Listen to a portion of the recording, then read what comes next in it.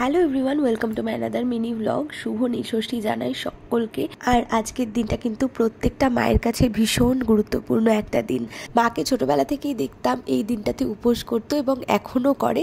আমার কিন্তু এটা প্রথম নীলষষ্ঠী বাবির জন্য, তাই সকাল সকাল স্নান সেরে ঘরের ঠাকুরকে পুজোটা দিয়ে নিয়ে চলে এসেছিলাম রান্নাঘরে। তারপর ঝটপট করে কিন্তু রান্নাটাও বসিয়ে দিয়েছি। আজকে যেহেতু পুরোপুরিভাবে বাড়িতে ভেজ হবে, সেই কারণে আজকে হচ্ছে মুগের ডাল।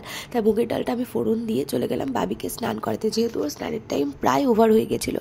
তো ওকে স্নান করিয়ে বডি লোশনটা ভালো করে গায়ে অ্যাপ্লাই করে দিচ্ছি। আর আমি ওকে কী কী প্রোডাক্ট ইউজ করাই না করাই সেগুলো কিন্তু তোমাদের সাথে অন্য একটা ভিডিওতে আমি অবশ্যই শেয়ার করে দেবো। তোমরা আমাকে অনেকে মেসেজ করে বলেছো, তাই চেষ্টা করব খুব তাড়াতাড়ি ভিডিওটা আনার। সন্ধেবেলা রেডি হয়ে নিয়ে এখন চলে যাব জল ঢালতে। পুজোর জন্য যেসব উপকরণ লাগবে সেগুলো সমস্ত গোছগাছ করে বেরিয়ে পড়লাম পুজো দিতে যাওয়ার জন্য। তো আমাদের বাড়ির পাশেই একটা মন্দির আছে, সেখানেই আমরা বেসিক্যালি পুজোটা দিই। আজকে যে মন্দিরটা এসেছি, এই মন্দিরটা সম্পর্কে আমি আমার শ্বশুরবাড়িতে আসার পরে অনেক কিছু শুনেছিলাম। মানে এটা নাকি স্বপ্নাদেশে পাওয়া তারকেশ্বরের মন্দিরের আদলে তৈরি, তাই জন্য এখানে কোনো রকম কোনো আলোর ব্যবস্থা নেই মন্দিরের ভেতরে। এখানে যা আলো আছে সমস্তটাই কিন্তু প্রদীপ আর মোমবাতির আলো। ওই 7টা নাগাদ আমরা বেরিয়েছিলাম পুজো দিতে, 7:30টার মধ্যে আমাদের পুজো দেওয়া হয়ে গেছিল। মেনলি এই নীলষষ্ঠীর উপোসটা মায়েরা করে সন্তানের দীর্ঘায়ু কামনা করে এবং সন্তানের সুস্থতা কামনা করে।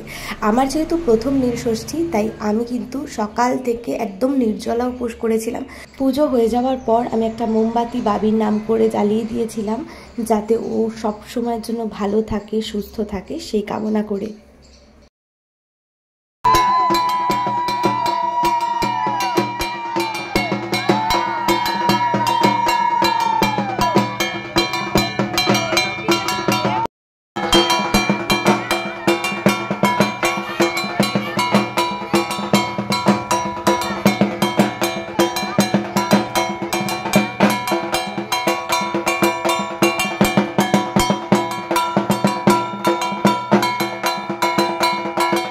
শরবত খেয়ে চলে গেছিলাম মায়ের কাছে। আর আজ যেহেতু ফল, সাবু এসবই খাওয়া যাবে, তাই এসব দিয়েই ডিনারটা কমপ্লিট করলাম। দেখা হচ্ছে নেক্সট মিনি ব্লগে। বাই।